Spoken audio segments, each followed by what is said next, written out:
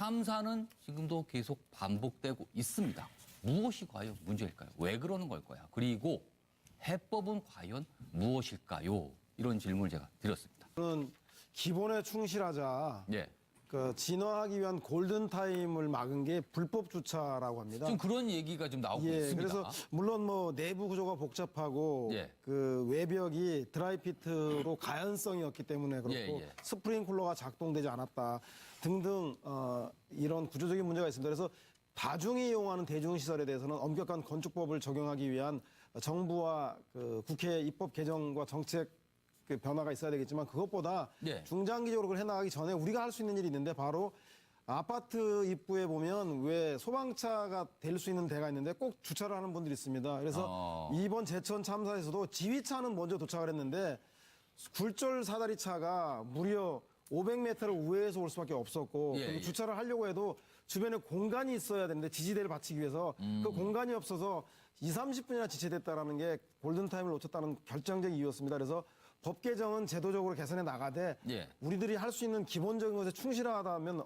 이번 참사 같은 것은 최소한 줄일 수 있지 않았겠나 그런 생각이 듭니다. 서양모 수장께서는 네. 뭐라고 보셨습니까? 그 유해 전 최고위원인가? 예. 최고위원이 안 불렀다니까 현직 최고위원이 잘 모르겠는데 아무튼 유해 최고위원의 별명이 여자 홍준표 아니었겠습니까?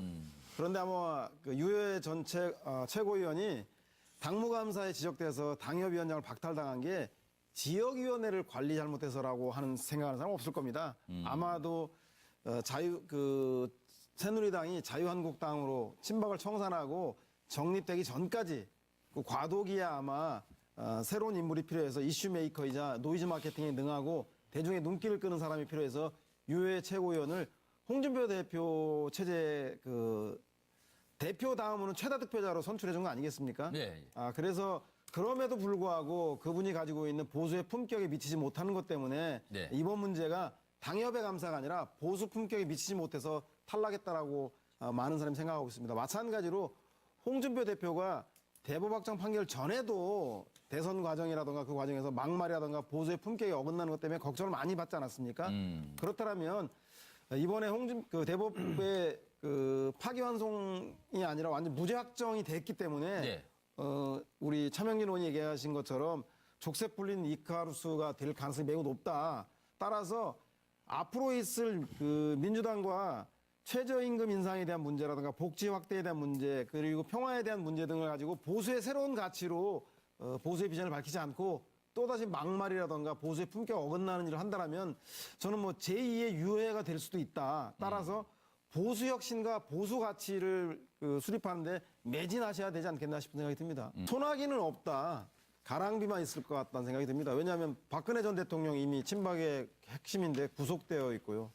그리고 친박이 지난번 원내대표 선거에서 보겠지만 유기진, 홍문표, 한선교 등 뭐 나름대로 중립이라고 하는 사람도 있었지만 결국은 분열되어서 원내대표 선거에 졌고요. 네. 그리고 실제로 TK 지역에 한 개 당협위원회만 이번에 탈락하고 전체가 살아났습니다. 배가 뜨뜻하기 때문에 크게 저항할 건 없습니다. 그러나 저는 뭐 가랑비에도 예. 옷이 젖을 수 있다. 만약에 현재 홍준표 체제가 친홍대 친박이라고 하는 낡은 개파 싸움에 의존한다던가 그리고 새로운 신보수의 길을 찾지 못하고 여전히 종북 좌파라던가 이런 이념과 진영 논리에 치우쳐서 예. 낡은 레코드만 틀어댄다라면 국민들을 외면할 것이다. 따라서 신보수로서 복지라든가 임금이라든가 한반도 평화라든가 보수의 새로운 모습을 보이지 않는다면 이런 그 내부에서의 친홍계 비홍계 갈등으로 또다시 보수가 지방선거를 앞두고 위험해질 상황에 놓일 수도 있다. 명심하셔야 될 것 같습니다. 알겠습니다. 서영호 수장께서. 네, 지금 옆에 들고 있는 게 라이언 인형이라고 그랬는데요. 예. 혼자 오기 울보라서 그 인형을 들고 왔다 그랬는데 예. 저 인형은 앞으로 점점점 더 커질 겁니다. 그래서 더 격렬하게 저항할 텐데 예. 인형이 커지면 커질수록 국민들은 피로감을 갖고 언론도 더 다루지 않을 것 같습니다. 그래서 더 이상 보수를 더 희화하기보다 제가 볼 때는 그 보수의 혁신을 위해서 그 거취를 결단하는 게 좋은데 단 이번 당무감사와 관련해서는 예.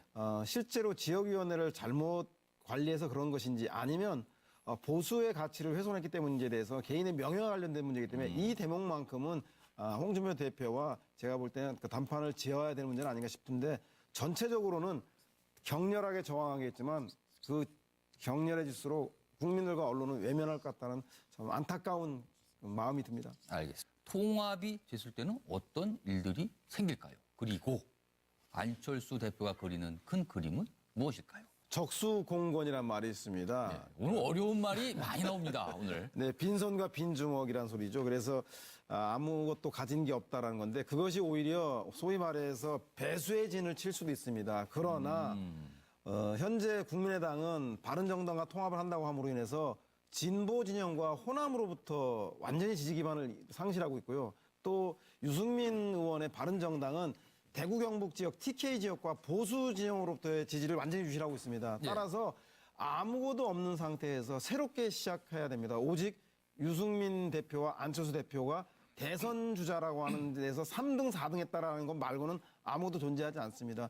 그리고 지방선거에서 3등, 4등, 현재의 그 3, 4등을 혹시나 호남에서의 2등, 영남에서 2등을 통해서 기초의원 몇 석은 건질 수 있겠지만 지방선거 승리도 신기루일 가능성이 매우 높다. 따라서 저는 새롭게 본인들이 도대체 어떤 정치를 하려고 하는지의 가치에 대해서 국민들의 먹고 사는 문제에 대한 입장과 태도를 정하지 않은 채 그들만의 찻잔 속의 태풍에 대해서는 아무런 것도 이루어질 수 없다. 따라서 적수공권에 빠질 가능성이 매우 높다는 생각이 들고요.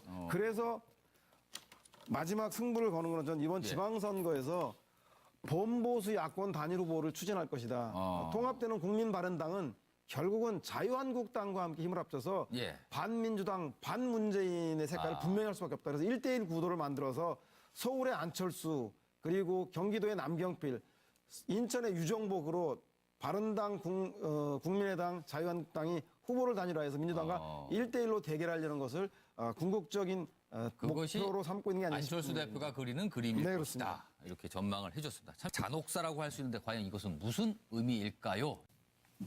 잘 아시지만 국회의원들에게는 불법 정치자금을 모집하게 하는 사람들이 항상 사건이 터지면 국회의원과 보좌관, 나는 모르고 보좌관이 했습니다라고 많이 나오는데요.